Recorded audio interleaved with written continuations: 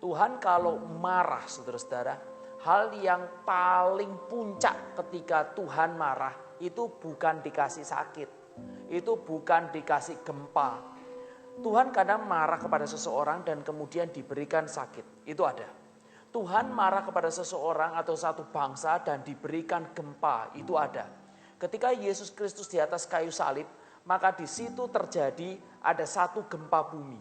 Dan setiap daripada orang Israel ketika melihat gempa atau mendengarkan gempa bumi, mereka akan teringat akan kemarahan Allah.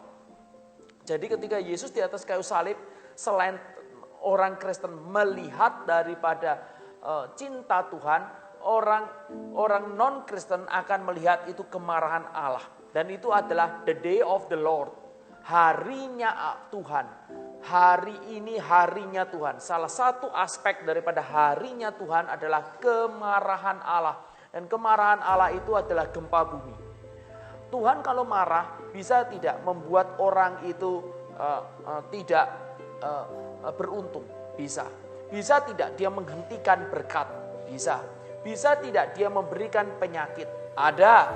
Bisa tidak dia itu memberikan satu hajaran sehingga daripada satu negara itu dibuang? Jawabannya adalah bisa. Tetapi apakah saudara tahu di dalam Alkitab diajarkan kalau Tuhan marah paling yang tertinggi itu apa? Tuhan marah yang paling tertinggi tindakannya adalah dia diam. Dia tidak berbicara apapun saja. Ini pernah dilakukan oleh dia kepada bangsa Israel. Dan kemudian ketika dia diam, maka seluruh daripada umat Israel memiliki satu kondisi, yaitu kelaparan rohani. Mereka akan kelaparan dan mereka akan mencari-cari firman-Ku dan mereka tidak akan menemukan firman-Ku.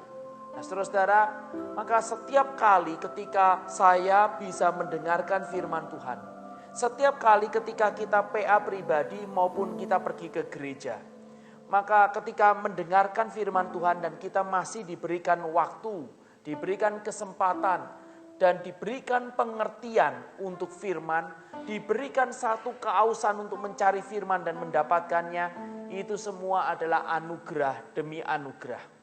Setiap daripada kita, kalau kita mau kerja, lalu terus kemudian kita mendapatkan uang, lalu kemudian kita bisa membeli makan dan bisa membereskan seluruh kebutuhan, maka kita mengatakan itu anugerah Tuhan.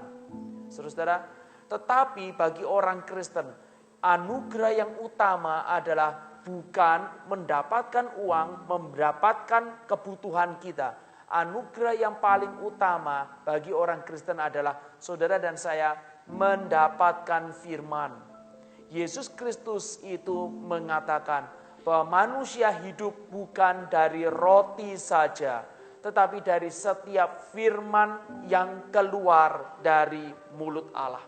Maka ini adalah sesuatu hal yang Tuhan sendiri itu kehendaki untuk kita boleh bersama-sama mencari firman-Nya dan berharap selalu Tuhan itu memberikan firman-Nya kepada kita. Jangan lost, jangan take it for granted. Jangan punya satu hati, oh ini sudah biasa, sudah biasa. Demikian juga kami hamba-hamba Tuhan. Ketika kami naik ke mimbar, lalu kemudian kami berkhotbah. Dulu pada waktu berkhotbah pertama kali, mungkin di depan sedikit orang, gentarnya luar biasa. Tapi sudah berkhotbah ribuan kali, di depan banyak orang, apakah tetap gentar? Apakah selalu sadar bahwa ini adalah anugerah yang Tuhan berikan bagi kami hamba-hamba Tuhan?